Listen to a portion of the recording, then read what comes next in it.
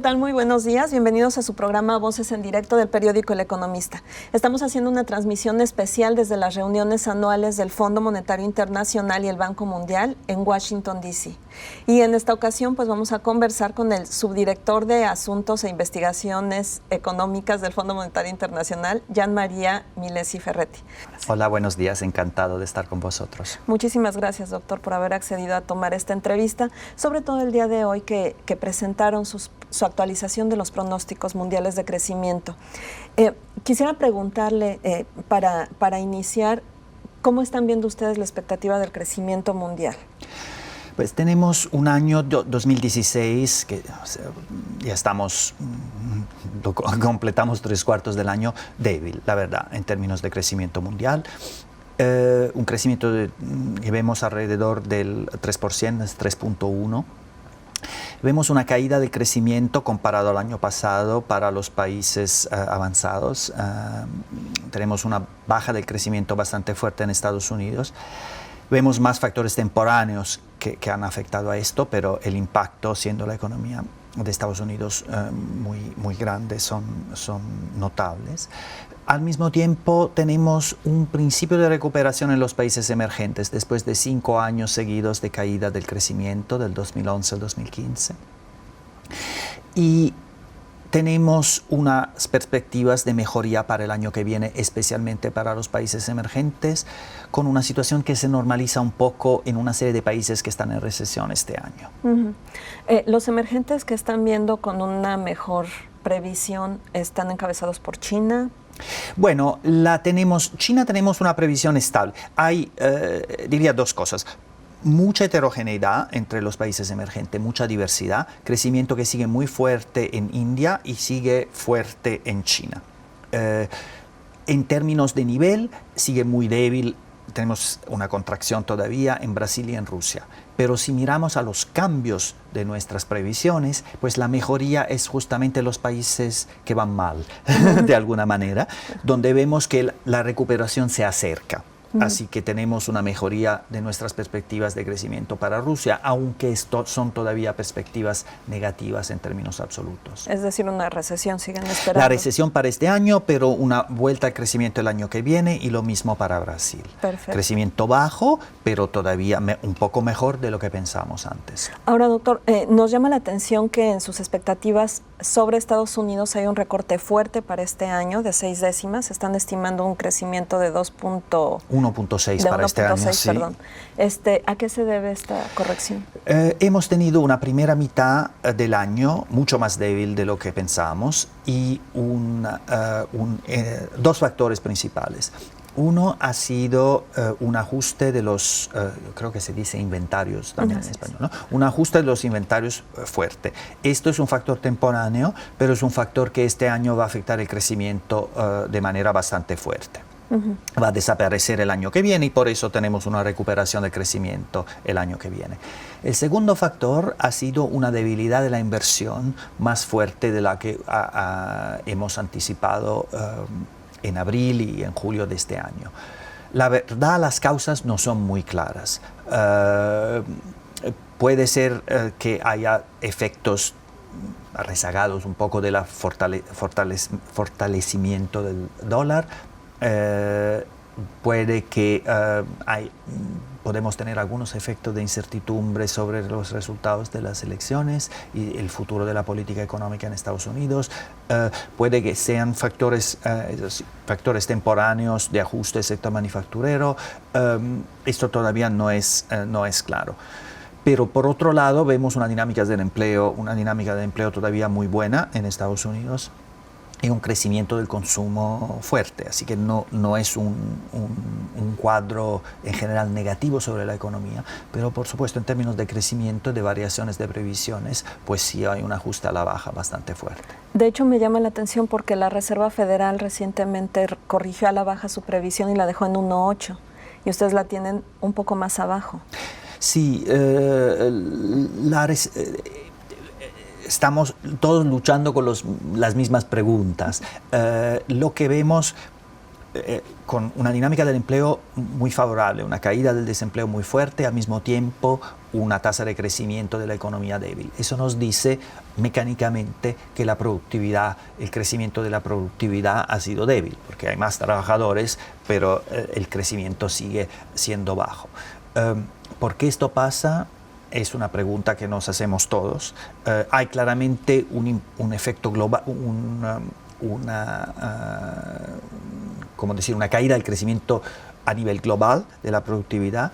Hay muchas preguntas sobre la manera como medimos la productividad. Hay preguntas sobre si eso puede ser relacionado a al hecho que la revolución tecnológica de información y comunicación ha un poco agotado su impacto favorable.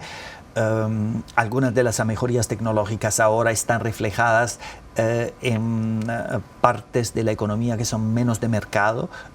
Puede tener un impacto muy fuerte sobre nuestras actividades en nuestro tiempo libre, el acceso al Internet, pero en términos de bienes de mercado no hay el mismo incremento en producción y salarios de lo que nos hubiéramos esperado.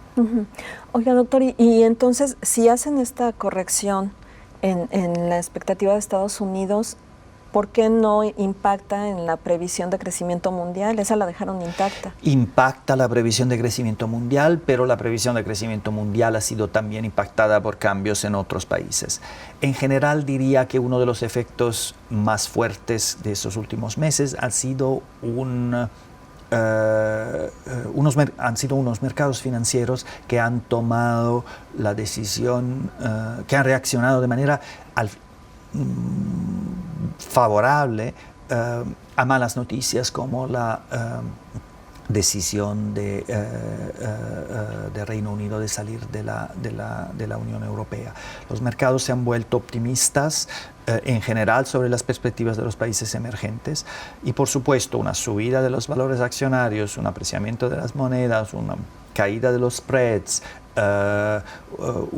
algún fortalecimiento de los precios de las materias primas, todo eso implica unas perspectivas un poco mejores para los países emergentes y eso ha ayudado a compensar la caída de las previsiones para los países avanzados. Ok, ya que está hablando usted de las economías emergentes y de este buen ánimo que hay hacia ellas, pues le quiero preguntar ahora sí que, ¿qué pasó con México? Pues yo creo México ha tenido, la verdad, podemos decir, de alguna manera, mala suerte. La mala suerte ha sido de tener, por un lado, un estancamiento del crecimiento en el sector manufacturero en Estados Unidos, que es muy importante para México. ¿Por qué ha pasado esto?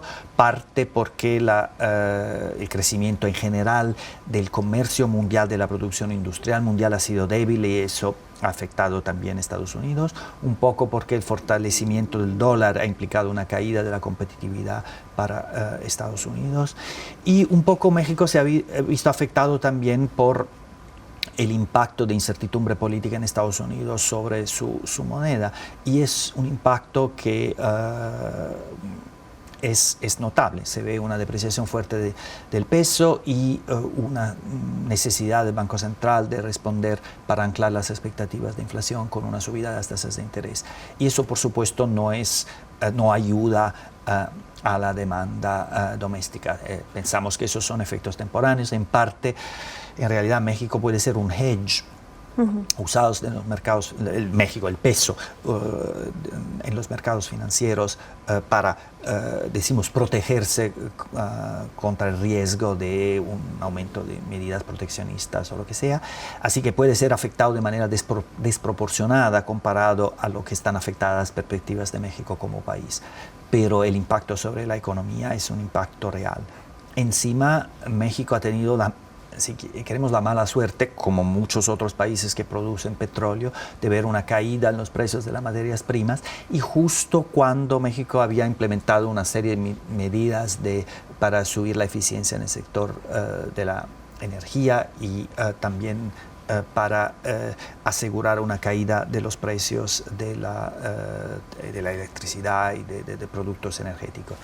La caída en los precios mundiales de la energía ha afectado, por supuesto, las perspectivas de Pemex, ha afectado a través de eso los ingresos del gobierno, ha necesitado un ajuste de la política fiscal y todos esos efectos se ven a nivel macroeconómico. Doctor, ¿cuál es la recomendación del Fondo Monetario Internacional para las economías de México y de América Latina en este contexto de incertidumbre por las elecciones de Estados Unidos? Yo creo que los desafíos macroeconómicos han sido enfrentados de manera muy responsable para la mayoría de los países de la región. Por supuesto, México ha tenido pensamos ha respondido de manera apropiada por el lado de la política monetaria y también por el lado de la política fiscal a los shocks que han afectado la economía. La flexibilidad cambiaria es claramente un factor de ajuste muy importante. En México hemos tenido, si queremos, mucha volatilidad debida, como decíamos antes, a factores que son un poco peculiares a sus relaciones importantes con Estados Unidos. En otros países que son como Colombia, por ejemplo, que tienen muchas exportaciones de materias primas, por supuesto el ajuste cambiario ha sido súper importante para volver una economía más, para tener una alocación de recursos en la economía más en dirección de sectores alternativos, pero son ajustes que son dolorosos para la demanda doméstica porque se pierden ingresos y la demanda, el consumo e inversión doméstica sufren a causa de esto. Doctor, ¿podríamos pensar que por esta caída consistente que hubo del precio del petróleo y por los niveles bajos en los que se encuentra, estamos viviendo una crisis mundial del precio del petróleo? Nosotros, por supuesto, si es una crisis o no depende mucho de la perspectiva del país. Para los países importadores son buenas noticias, no son buenas noticias para los exportadores. Pero tenemos que pensar al problema también en una perspectiva de mediano plazo. Los precios se han fortalecido un poco con respecto a los precios de hace unos meses. Las perspectivas son de una subida gradual, aunque relativamente modesta, de los precios. Y puede ser, hay ajustes en este mercado porque con la caída dramática de la inversión que hemos tenido en exploración petrolera, si esa caída de la inversión queda por unos años, eso va a favorecer una vuelta a la subida de los precios porque algún momento cuando la demanda va a recuperar vamos a tener unas restricciones sobre la oferta. Al momento hay todavía una producción muy fuerte, muchos de los países en crisis, decimos, como Rusia y también no en crisis, pero con desafíos fiscales como Arabia Saudí, están produciendo mucho y los inventarios globales de petróleo están subiendo, pero algún momento la caída de la inversión va a tener un impacto sobre la producción mundial. Doctor, dadas las expectativas de crecimiento que tienen para Estados Unidos ustedes, ¿sería viable o ustedes estarían viendo un alza de tasas de la Reserva Federal? Eso va a depender mucho de los datos de esto en los próximos meses. La inflación en Estados Unidos sigue por debajo. La medida que es la que el Fed mira con más cuidado es todavía por debajo de sus objetivos. Mucho del ajuste del mercado laboral ha pasado, pero todavía hay unas cuantas personas que quieren trabajar a tiempo lleno y no pueden, y la participación laboral todavía tiene posibilidad de crecer. Así que hay un contexto de economía global con mucha incertidumbre y un contexto de economía doméstica con incertidumbre también. Así que por supuesto, es muy importante para ellos de mirar cómo evolucionan los datos en los próximos meses. Si hay más evidencia que sigue una gran subida del empleo y que empiezan a verse unas presiones salariales un poco más fuertes, por supuesto, es más probable que decisiones sean tomadas de normalizar la política monetaria de manera un poquito más rápida.